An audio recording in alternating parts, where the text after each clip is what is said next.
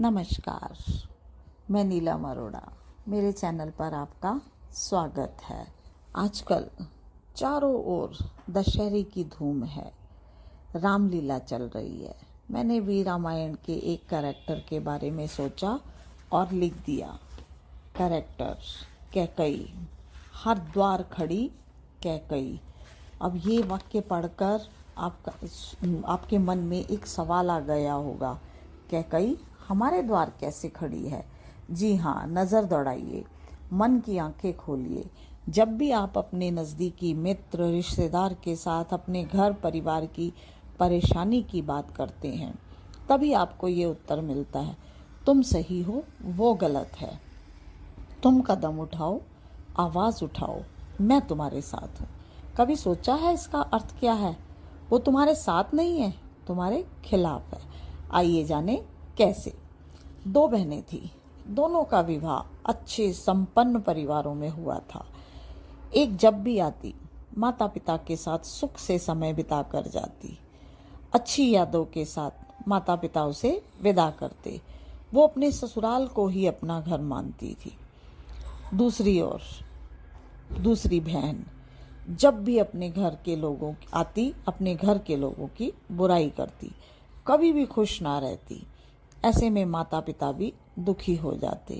अपनी बेटी को हमेशा अच्छी सीख देते। घर में होने वाले छोटे छोटे विवादों को बड़ा ना बनाकर उन्हें भूल जाने की शिक्षा देते। मगर उसकी समझ में बात नहीं आती। वो जैसे दुखी मन से आती थी, वैसे ही दुखी मन से चली जाती। आज जब वह जा रही थी, उसे अपने बचपन के मित्र मेहुल मिल गई। उसका भी तबादला उसी शहर में हो गया था जहां सवी का ससुराल था। दोनों बहुत खुश थी कि अब हम एक ही शहर में रहेंगे। मेहुल की अपने ससुराल में किसी से नहीं बनती थी। बस फिर क्या था, हो गया सोने पर सुहागा। मेहुल ने जब सवी की बातें सुनी तो कहने लगी, तू वहां रह क्यों रही है? अपना अलग घर बसा ले, मैं तेरे साथ हूँ, हम मिलकर सब संभाल लेंगे। सभी को जो चाहिए था मिल गया। एक सखी जो कैकई का रोल निभाने के लिए तैयार थी। सभी ने बिना माता पिता को बताए, बिना अच्छा बुरा परिणाम सोचे ऐलान कर दिया अकेले अलग घर में रहने का। पति और उसके घर वालों ने उसे समझाने की बहुत कोशिश की, लेकिन सभी की समझ में कुछ नहीं आया। उसकी जिद के सामने सबको झुकना पड़ा। हमारा समाज, जिसमें परिवार को अपनी नाक बचानी पड़ती है, उसके लिए कभी कभी गलत निर्णय के सामने भी झुकना पड़ता है। यही हुआ सवी के साथ। ससुराल वालों ने उसकी बात मान ली। सवी अपने पति और बच्चे के साथ अलग घर में रहने लगी। अकेले घर में आज़ादी का जीवन बहुत अच्छा लगने लगा। मगर ये कब तक चलता? घर की पूरी जिम्मेदारी निभानी पड़ी। बच्चे की पूरी परवरिश की जिम्मेदारी अब सभी पर ही थी। जो काम संयुक्त परिवार में दादा दादी कर लेते थे, अब उसे करने पड़ रहे थे। कुछ ही दिनों में पति पत्नी के बीच छोटी छोटी बात पर झगड़े होने लगे। अब फिर कैकई ने अपना रोल निभाया। चिंता मत कर, घर का सारा काम करने के लिए एक नौकरानी का इंतज़ाम कर लो, जो कि बच्चे की देखभाल भी करेगी और घर का काम भी करेगी। सभी ने पति से नौकरानी के बारे में जिक्र किया। पति ने जब तनख्वाह पूछी तो चौंक गए।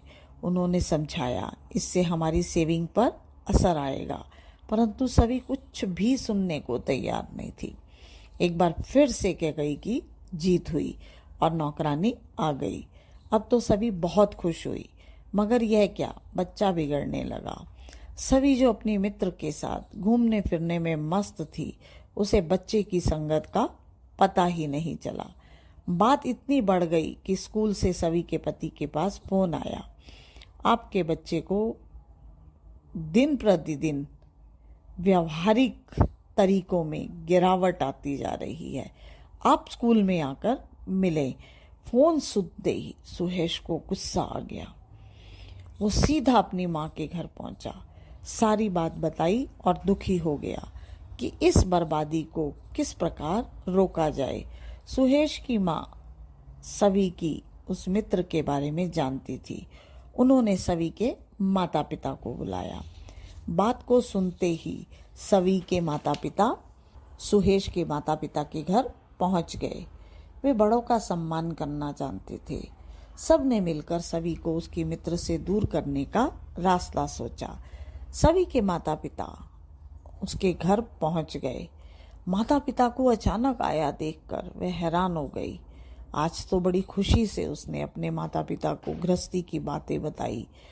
उसी समय जब वो अपने माता पिता के सामने अपनी शेखी बघार रही थी कि वो आज़ादी से कितना अच्छे से अपना जीवन जी रही है, सुहेश आ गया और स्कूल से आए हुए फ़ोन के बारे में उसने उसके माता पिता के सामने सारी बात बता दी।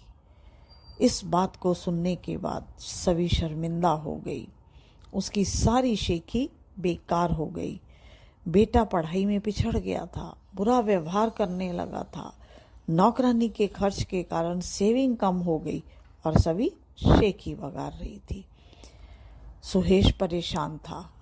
सभी ने अपने माता पिता के सामने अपनी नज़रें झुका ली और जब उन्होंने कहा कि तुम जिस मित्र के कहने पर ये सब कुछ कर रही हो वो अपने परिवार को तोड़ कर आई है, उसका अपना कोई परिवार उसके साथ नहीं है, उसे परिवार का महत्व नहीं पता, दादा दादी बुआ चाचा किस तरह सबसे परिवार बनता है, बच्चे अच्छी आदतें सीखते हैं, संस्कार पाते हैं, अपनी संस्कृति से जुड़ते हैं।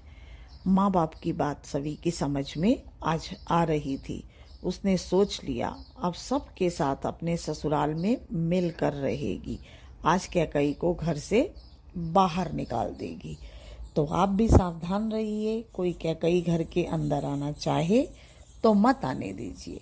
घर को, परिवार को, रिश्तों को महत्व दीजिए।